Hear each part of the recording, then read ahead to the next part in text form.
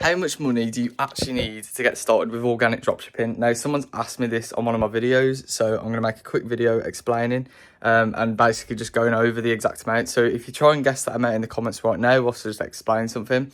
So organic dropshipping is labelled as this no capital or free to start business. And whilst it's kind of true, it's definitely not no capital, but it is low capital. So the amount right here that I had in my hands is £100. And the reason I've chose that amount is because that's actually most case likely scenario is more than what you're actually going to need. But I just said that meant just to round it off, keep it even, and it's pretty easy to get your hands on £100 or $100, whatever you know, whatever currency. But basically, to put it into perspective, I started myself with around about £200, but I used nowhere near that amount to get started. My first product was really cheap to source, and obviously, the only things you're really going to need money for in the start is a product, which ideally you're not going to go straight into like a high ticket or anything, so it's not going to be, you know, much more than like £30 maximum, maybe 40. Again, it's going to be cheaper because you're just starting, and a website domain name, you know, is going to be like what, £20 or something like that, or even I'll sometimes get mine for like £7 depending on what like domain you go for. But again, that's like literally half of the amount right there, and you can get started right away. Now, obviously, the only other situation you're going to need any more than this amount is if you want to get like a mentorship or, you know, something like that, someone teaching you and you paying for it. And again, that's not necessary. You know, it's not something you have to do. So I'm not going to include that in the have to start price.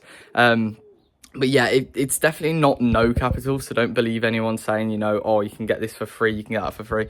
But it is cheap, definitely. So I'd say just start with £100 just to even it off, you know, have an amount there in your hands, basically, just so, you know, you've got a bit of a backup as well, because there's no guarantee that your first product's going to make money. So if you end up losing the money that you invested into your first product, then, you know, what you're going to have left. So it's always good to have that little bit of a gap. But yeah, £100, honestly, I'd just recommend. Again, £100, you can get that easy. Just do a few chores around the house if you still live with your parents, or, you know, if you're not with your parents now, then I'd hope you've got £100 somewhere.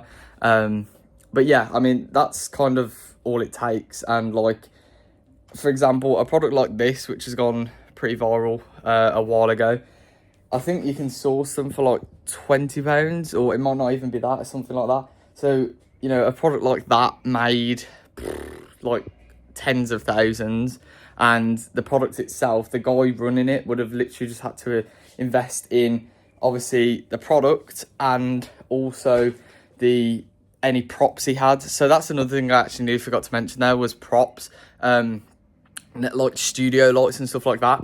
But if it is generally your first product and you're like just not trying to like, you know, get a bunch of stuff at the start, studio lights are going to be a great investment. But again, if you are starting with just £100, they can come pricey a little bit. But I mean, ideally you'd already have like an okay setup, or, you know, like your house is kind of okay to film a product in. You know, you might have a desk or something, and then you could probably get away with just using like you know, like some kind of lighting at first, maybe natural lighting. Natural lighting's amazing.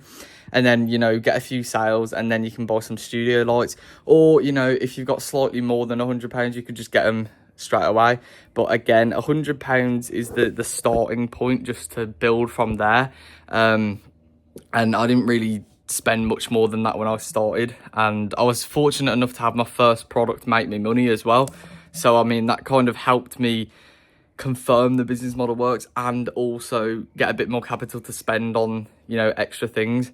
But I mean, yeah, that's kind of all I needed to say. So if that helped, then please consider subscribing, because, you know, I'm replying to people's comments, I'm helping people out, and I'm just obviously like documenting my journey at the same time as well.